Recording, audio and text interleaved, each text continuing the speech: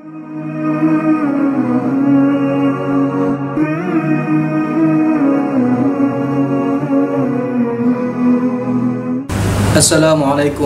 warahmatullahi wabarakatuh. Bismillahirrahmanirrahim. Alhamdulillahi rabbil alamin. Wa sallallahu ala sayyidina Muhammadin khatamin nabiyyin wa ala alihi wa sahbihi at-tayyibin at-tahirin. Allahumma rzuqna ikhlasan niyyati fil qawli wal amal. Allahumma 'allimna ma yanfa'una wanfa'na bima 'allamtana wazidna ilma wa na'udzubika min hali ahlin nar. Amma ba'du. Saudara-saudaraku kaum muslimin dan muslimat di mana saja Anda berada, pemirsa TV-ku yang berbahagia, alhamdulillah, puji syukur kita kepada Allah.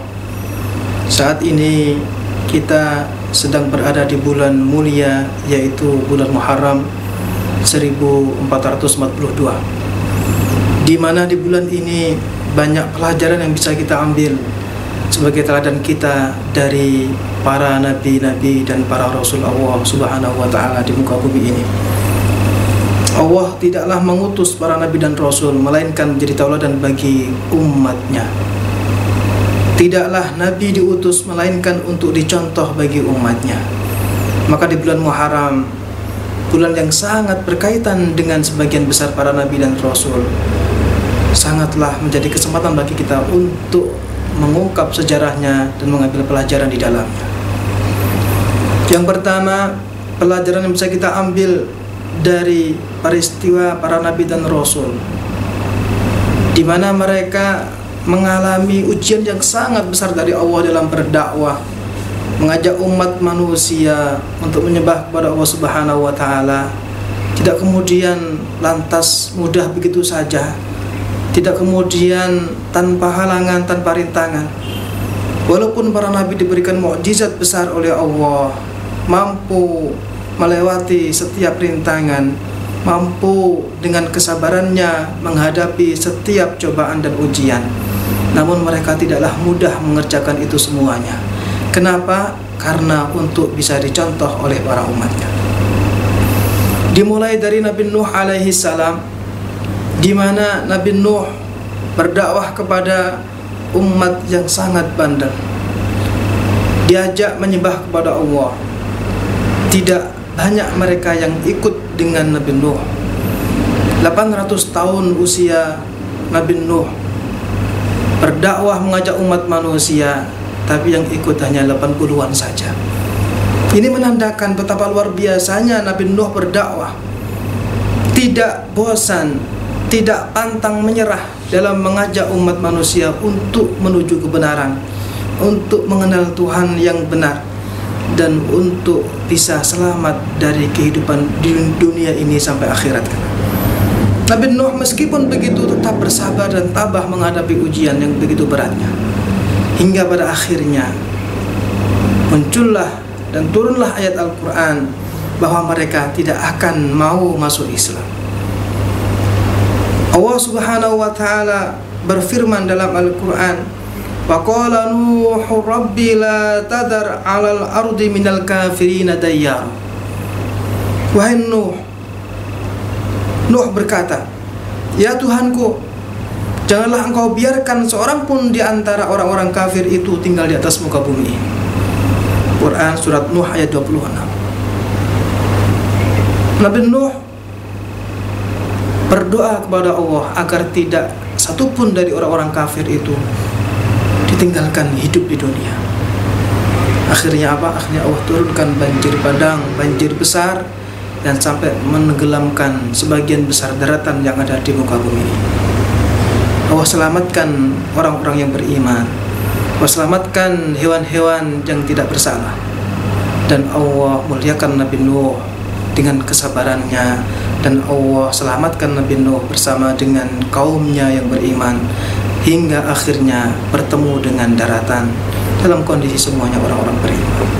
Orang-orang yang tidak beriman dengan Nabi Nuh enggan untuk ikut ajaran Nabi Nuh, maka mereka dilenyapkan oleh banjir bandang, walaupun di antara mereka itu termasuk bagian daripada keluarganya. Saudara-saudaraku yang berbahagia, apa yang bisa kita ambil pelajaran dari sini tidak lain adalah kesabaran Nabi Nuh dalam menerima ujian dari Allah, dalam mengemban misi dakwah. Maka pasti di situ ada rintangan, maka di situ pasti akan ada hadangan, ujian yang sangat berat. Namun Nabi Nuh melewatinya dengan baik, dengan penuh kesabaran, hingga akhirnya Allah berikan kemenangan. Demikian juga para nabi-nabi yang lainnya, mereka diuji dengan ujian yang sangat berat, namun mereka semuanya bisa bersabar. Nabi Ibrahim alaihissalam diuji dengan ayahnya yang justru malah membuat berhala untuk disembah orang-orang di sekelilingnya. Nabi Musa pun juga demikian, diuji dengan seorang raja yang zalim, hingga saking zalimnya mengaku menjadi Tuhan. Nabi kita Muhammad SAW pun juga diuji dengan orang-orang yang sombong dari kaumnya, hingga sampai akhirnya Rasulullah harus dikeluarkan oleh kaumnya sendiri, harus diancam untuk dibunuh, hingga sampai akhirnya Rasulullah hijrah ke Madinah.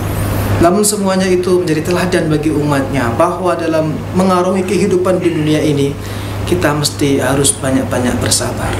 Kenapa? Karena di dunia ini adalah tempatnya ujian, bukan tempatnya kenikmatan, bukan tempatnya kesenangan, namun dunia adalah tempatnya ujian. Orang yang mampu melewatinya pasti akan menjumpai yang namanya kejayaan dan kemenangan. Sabrun wa ata'un. Dan yang kedua pelajaran yang bisa kita ambil dari peristiwa yang dialami oleh para nabi dan rasul adalah perjuangan mereka. Di samping mereka bersabar, maka mereka tidak kemudian menyerah begitu saja.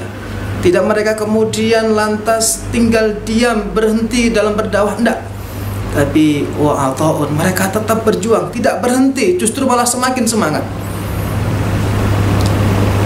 Yang dilakukan oleh Nabi Nuh, yang dilakukan oleh Nabi Ibrahim, Nabi Musa, sampai Nabi kita Muhammad SAW, perjuangannya sungguh luar biasa dalam menyelamatkan umatnya dari jurang-jurang dosa, jurang-jurang kebinasaan, menuju cahaya Islam, menuju cahaya iman, hingga akhirnya yang mau mengikuti para nabi dan rasul, mereka diberikan kemenangan oleh Allah Subhanahu wa taala.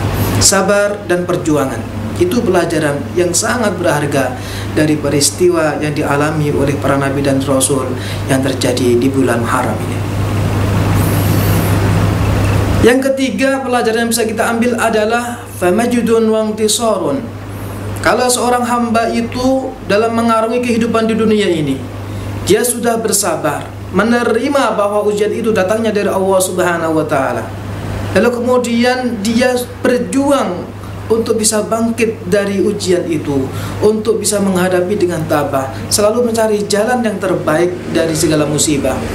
Famajidun, maka Allah akan memberikan kemenangan, Allah akan memberikan kejayaan, wantisorun, dan Allah akan memberikan pertolongan. Saudaraku yang berbahagia, kalau kita lihat bagaimana Nabi Nuh alaihissalam diselamatkan oleh Allah selama 6 bulan di atas laut, 6 bulan di atas air, tidak ketemu dengan daratan, baru kemudian dia ketemu dengan daratan. Nabi Musa alaihissalam harus melewati lautan yang terbelah hingga akhirnya bisa selamat. Allah berikan kemenangan, Allah berikan keselamatan. Dan Nabi kita Muhammad SAW harus rela meninggalkan kota kelahirannya, harus rela meninggalkan keluarga tercintanya. Dan demi misi dakwah Islam, Rasulullah harus berhijrah ke Madinah. Dan di Madinah lah Allah berikan kemenangan, Allah berikan kejayaan. Karena di Madinah lah Rasulullah SAW mampu menjadikan Islam sebagai puncak kejayaan dan peradaban yang dibangun dari Madinah hingga bisa meluas, hingga bisa berkembang sampai ke negara-negara tetangga, sampai akhirnya pun juga bisa masuk ke negara kita Indonesia. Dan kita termasuk orang yang beruntung berjumpa dengan ajaran Nabi kita Muhammad SAW, mengenal Nabi kita Muhammad SAW, tahu ajaran Nabi kita Muhammad SAW, sehingga kita semenjak kecil kita dilahirkan dalam kondisi muslim, dan kita sangat bersyukur kepada Allah Subhanahu wa taala dengan datangnya Islam ke negara kita. Semuanya tidak lain buah dari kesabaran dan perjuangan. Maka pelajaran yang bisa kita ambil dari peristiwa Asyura atau peristiwa daripada bulan Muharram ini tidak lain adalah 4 hal. Yang pertama kesabaran, yang kedua perjuangan, yang ketiga adalah kejayaan, dan yang keempat adalah kemenangan. Mudah-mudahan singkat apa yang dapat saya sampaikan ini menjadikan sebab kita termotivasi untuk selalu menuju kebaikan lebih baik daripada sebelumnya. Kita hijrah dari yang tidak baik menjadi yang lebih baik, dan dari yang baik menjadi lebih baik lagi, dari yang biasa menjadi luar biasa, dari yang tertib menjadi lebih tertib lagi. Dan disinilah kita belajar dari kisah para nabi dan rasul untuk selalu bersabar, untuk selalu berjuang, dan kita selalu berharap di kemudian hari akan menuai sebuah kejayaan dan kemenangan. Billahi taufiq wal hidayah wa ridha wal inayah wa wal muwaffiq ila aqwamit thoriq. Assalamualaikum warahmatullahi wabarakatuh.